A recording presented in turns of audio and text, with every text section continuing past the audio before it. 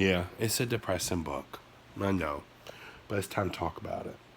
It's on the syllabus. Well, it's on the plan for the syllabus. It's a good book, though. It's important. Aw. Anyway. As you can tell, I have some form or variation of the plague. So this might not be as long or as sprightly as many of my other videos, but let's do a quick introduction to Heart of Darkness. We're going to start doing the next few videos, the next few discussion questions over the novel Heart of Darkness by Joseph Conrad. This is by far one of my favorite books I've ever read. And it's really interesting too, because this book means a lot to me for a variety of reasons. It's one of the things that I like to call a pop culture cornerstone. When you read Heart of Darkness and you're aware of the themes and the names, you'll notice that the basic story actually appears quite a lot in pop culture. There are a lot of examples of parodies of it. There are a lot of adaptations of it. And honestly, this is probably one of the most important stories ever written. It really, really resonates with people. In fact, one of the things I think I might do is post clips. One, there's a very famous movie based upon Heart of Darkness called Apocalypse Now. You've probably at least heard of it. Apocalypse Now, great movie. Absolutely amazing movie. It takes it out of its historical context, but keeps most of the story intact. If you want to watch Apocalypse Now, you're going to get most of the gist of the story just by watching Apocalypse Now. And there's a few changes here and there. There's also a Animaniacs episode that's really well done. That actually brings in a whole bunch of other strange, weird pop culture references that are just great. Now, in order to begin our discussion of this book, I'm going to say let's cut this into four parts. Today, we're just going to get a little introduction into the history of the novel. I want you guys to go ahead and start reading it. Try to get about a fourth of it read. Next week, have about half of it read. And then, keep chipping away at it like that. So, I don't remember how many pages exactly this thing is. I really should probably have planned this a little bit better, but as you can tell, I feel like doo-doo. But this is not a long book, but it is extremely dense. It's part of the reason why I choose it for 1102 is because it's not the most intimidating book. It actually looks kind of thin, but it's a slog. It's a hard read. There's a lot of words that you're not going to understand. There's a lot of language that's going to go straight over your head. And the historical context, again, which I'm about to kind of sort of give to you, is extremely important in understanding what Conrad is actually trying to do. So, first things first. Heart of Darkness, part of its greatness comes from its flaws. This book is undoubtedly horrifically racist. Now, racism comes in all sorts of different flavors. Conrad was essentially speaking out against the abuse and the horrors that he witnessed. And we'll talk a little bit of that personal history. But even still, Conrad, in speaking out against those abuses and those horrors, still harbors a majorly racist attitude towards Africans. And it comes out. Now, that being said, this book was a major moment in the history of race relations because it got people turning an eye towards the abuses that were occurring in Africa at the time. So even though it is an extremely racist book, it caused a great deal of positive change.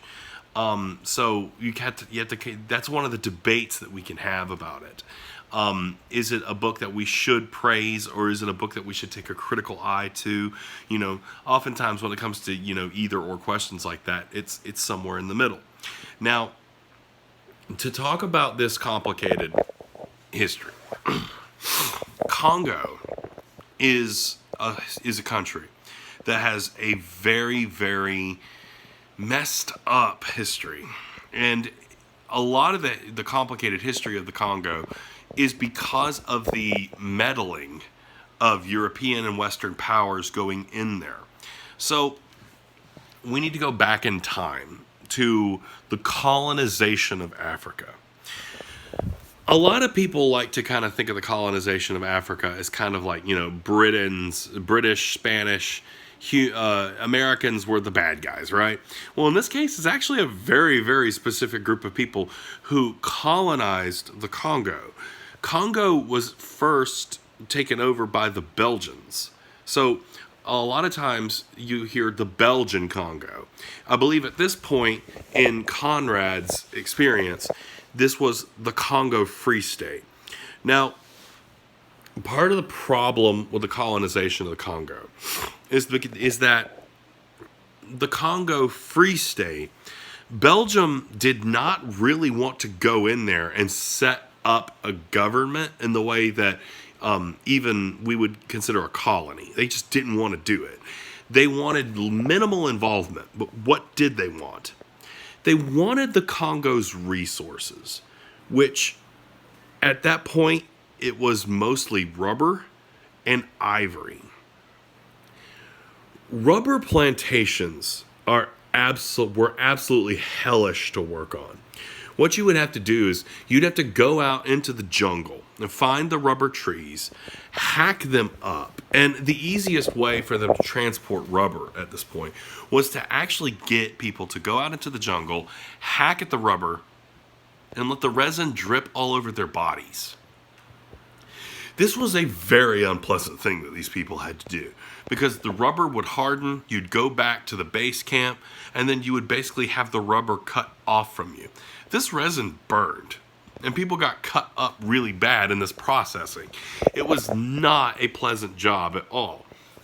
Now, since Belgium wanted mostly the rubber, one of the weird differences here is that Conrad writes from a personal experience. He worked in the Congo for a while. He was a captain of a riverboat. But his character Marlowe doesn't have exactly the same experience that he has. So Conrad, his character's not going for the rubber. He's going for ivory. They're heading towards an ivory trading station. But the foundation here is the fact that these rubber plantations were the number one kind of crop that Belgium was looking for. No one wants to go out there and harvest this thing. It's awful, right? So Belgium, and also its desire to offload the responsibility of governing this place, allowed corporations to come in and basically establish the government of Congo. Now, there's a lot of cliches here, because if you allow a corporation to come in and govern for it to be the law of a land, corporations are not concerned with the well-being of people. They're concerned with profit and, the means of getting those profits. This isn't even really necessarily an insult against them. That's what they're for. Legally, corporations are required to chase profits at the expense of everything else. So the problem is that Congo decides to offload all the rights to their governance to this group of corporations. So these corporations come in and have free reign over the people of the Congo. So of course, things are going to get really bad. Now, the actual progression here is fascinating. It's dark and it's horrible, but it's fascinating. So, again, pardon me, I'm struggling today. Basically what happens is, at first, these Belgian corporations come in to get this rubber, and they establish outposts, they establish governance centers, And they are giving out basic rations in order for people to go and get this rubber. These people are not really employed by these corporations. They're slaves. They're made to do the work, right? In exchange for the most basic necessities, right? So for a while, this actually kind of works. It's a horrible place to live, but things are stable. The rubber is being produced. At some point in the history of the Belgian Congo, somebody invents a way to drastically reduce the cost of rubber production, and they can sell it for much less. I know this is like a really crazy economics lesson, but this is actually really important for understanding the book. Now, if you're a corporation that the main crop, the main product that you're getting from this country that you practically own, if its value is going through the floor, what are you going to do? Do you innovate? Do you try to find a new way to lower the cost yourself in order to supply a product to competition?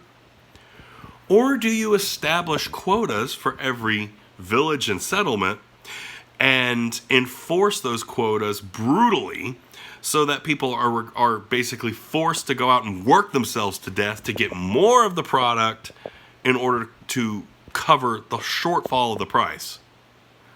Well, they chose the latter. Why on earth would you spend money innovating and producing a better or cheaper product when you can just be brutal? They start with holding rations from villages and cities and settlements that don't meet the quotas. That's really bad. But again, for a little while, it actually works. People are really busting their butts to get out there, get more of this rubber so that they can get their basic necessities and rations. For a while, I believe it was even illegal to grow your own food in Congo. Everything was about rubber production. Everything was about the products that they needed in order to draw this profit. Now, the other interesting thing is how exactly were these corporations going after these villagers and these citizens, if you will, of the Congo? How are they enforcing this? Because they certainly didn't want their own men in there. No. Belgian companies came in and trained various militias in the country to police everyone else. Now, this meant that Congolese citizens, Congolese natives, were forming roaming bands of brigands to just go and terrorize the villages in order to get the quotas. So if you're in the Congo and you're doing your best to meet the rubber quota, and for any reason at all you miss that quota, the militia from 3 towns over is going to come and burn everything down and kill your children. And yeah, that's kind of what was happening here. Not kind of, that's what was happening here. The Belgians created these militias basically to play against other tribal, to divide the tribes against each other, police each other, and then they would, that way they didn't even have to worry about supplying the people. All they had to do was supply the militias. So as long as the militias were getting the rubber quotas, they were getting food, they were getting ammunition, right?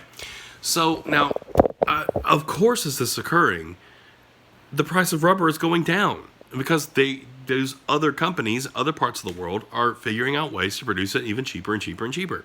So the problem is getting worse.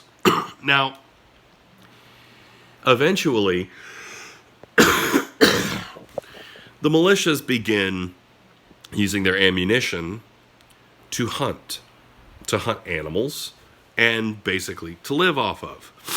So that, I mean, even if you're giving these guys munitions in order to go and kill everyone else and to brutalize them and terrorize them, you don't have enough, right? You need to go and supplement your own thing. You need to get your own stuff. You need more, right? So the Belgian companies didn't really like this very much because those munitions were not designed to help you feed yourself. Those munitions were designed to go out and be put to use against the citizens that are not meeting the quotas. And so from here, we have one of the darkest turns in human history. What ended up happening was the Belgian companies asked for payment in turn for the munitions. And they weren't looking for rubber. They were looking for proof that the militias were using these munitions for the purpose that they were designed for. If you wanted your munitions, you had to pay with human hands. Human hands were the price for ammunition and for food. And this was to guarantee the militia members had done what they were supposed to do. This is where we step into hell. The Congo basically had a currency of human hands. Markets, and there were entire markets of things being traded, and the price was measured out in hands. Now, just to make this even worse, I mean, literally, these militias were marauding villages that hadn't met the quotas, taking captives and cutting off their hands in order to get more of the munitions. Now, the final dark turn is the fact that if you're going to take hands in order to prove that a human life was basically destroyed in order to justify your purchase of munitions, are you going to take adult hands? Are you going to take hands that are actually responsible for going out and chopping the rubber, thereby crippling your ability to make the quota in the first place? No. You're going to get the hands of children. You went into the Congo at this point, there'd be people walking around with baskets full of the hands of young children. And it was all because of what these companies had done. There's all this creation, this nightmare creation of capitalism and colonialism. This isn't an indictment of capitalism, because fortunately, capitalism has learned a lot over the years. Companies have kind of learned that you can't necessarily go in and create a trade of human hands without there being some backlash. Like, people will put up with fast food restaurants for doing a lot of evil crap, but if you found out your local hamburger joint was, like, soliciting human hands, you might not go through that drive-through anymore, right? But at the same time, it was different back then. There wasn't really as much respect for human life at all. So the Belgian Congo is hell. And our main character, Marlowe, is getting into a riverboat, and he's going up the river deeper and deeper and deeper inland. All of this stuff is happening around him. You see lots of evidence of it. We don't ever see Marlowe walking around with like a basket of human hands, but that is essentially what's going on around us. Conrad worked in the Belgian Congo. He was there.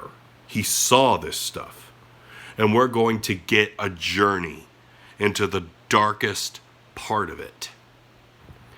Now, this is just the introduction. This is just us taking our first steps into this book. And it's one that you'll never really forget if you can hold on and if you can understand it. Marlowe is our guide through most of the story, but I'm going to have to take on that role a little bit too, because there's a lot of stuff here that's inaccessible for us. And I'm going to have to kind of interpret a lot of the stuff that's going on around it. Now, I don't think I'm going to give you a discussion question immediately on this video, because all I want to do is lay down and sneeze. But I want you guys to start cracking open the book, and I want you to start reading it. And I will have a question for you next time. Anyway, happy reading.